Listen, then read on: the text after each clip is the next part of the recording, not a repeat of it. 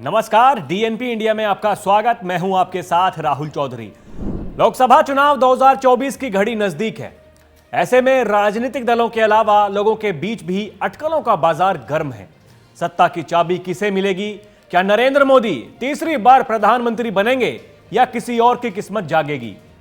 BJP से मुकाबला करने के लिए एक साथ आए 28 दलों के विपक्षी गठबंधन इंडिया का क्या होगा? इस तरह के तमाम सवाल लोगों के जहन में हैं।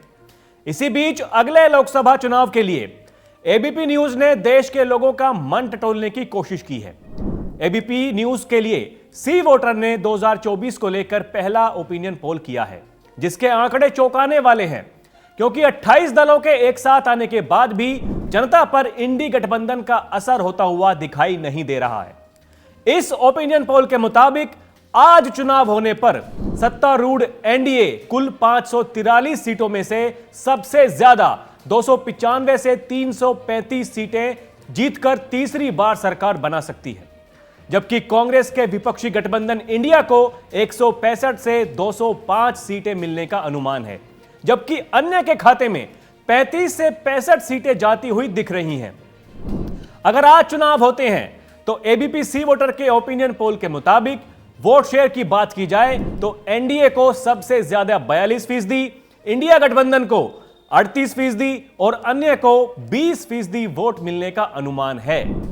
जहां तक देश के चारों जोन उत्तर, दक्षिण, पूर्व और पश्चिम का सवाल है तो नॉर्थ जोन की 180 सीटों में से 150 से 160 सीटें बीजेपी के नेतृत्व वाले एनडीए की झोली में जाने का अनुमान है, जबकि इंडिया को 20 से 30 सीटें मिल सकती हैं। साउथ जोन की 132 सीटों में से 20 से 30 एनडीए को मिल सकती हैं, जबकि इंडिया को 70 से 80 सीटें मिल सकती हैं। ईस्ट जोन की 153 सीटों में 80 से 90 एनडीए को जाती हुई दिख रही हैं, जबकि इंडिया को 50 से 60 सीटें मिल सकती हैं।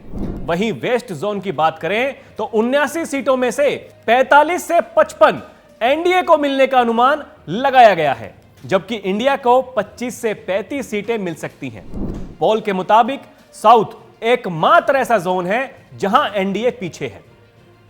राज्यों की बात करें तो यहां भी एनडीए मजबूत नजर आ रहा है। ओपिनियन पोल के मुताबिक सभी बीजेपी शासित राज्यों में एनडीए को अच्छी खासी सीटें मिलने का अनुमान है। एनडीए को सबसे ज्यादा सांसद देने वाले उत्तर प्रदेश में 73 से 75 सीटें, मध्य प्रदेश में 27 से 29 सीटें, छत्तीसगढ़ में 9 से 11 और राजस्थान में 23 से 25 सीटें मिलती हुई दिख रही हैं। कांग्रेस शासित कर्नाटक में भी बीजेपी के 52% वोट शेयर के साथ 22 से 24 सीटें जीतने का अनुमान है, जबकि कांग्रेस के खाते में 43% वोट शेयर के साथ केवल 4 से 6 सीटें जाती हुई दिख रही हैं। वहीं मध्य प्रदेश, छत्तीसगढ़ और राजस्थान में विपक्षी गठबंधन इंडिया को केवल 0 से 2 सीटें मिलने का अनुमान है। कांग्रेस और इंडी गठबंधन केवल 4 राज्यों में आगे है। तेलंगाना में इस गठबंधन को 9 से 11 सीटें, पंजाब में कांग्रेस को 5 से 7, आम आदमी पार्टी को 4 से 6 सीटें, बिहार में इंडी अलायंस को 21 से 23 सीटें और महाराष्ट्र में 26 से 28 सीटें मिलने का अनुमान है।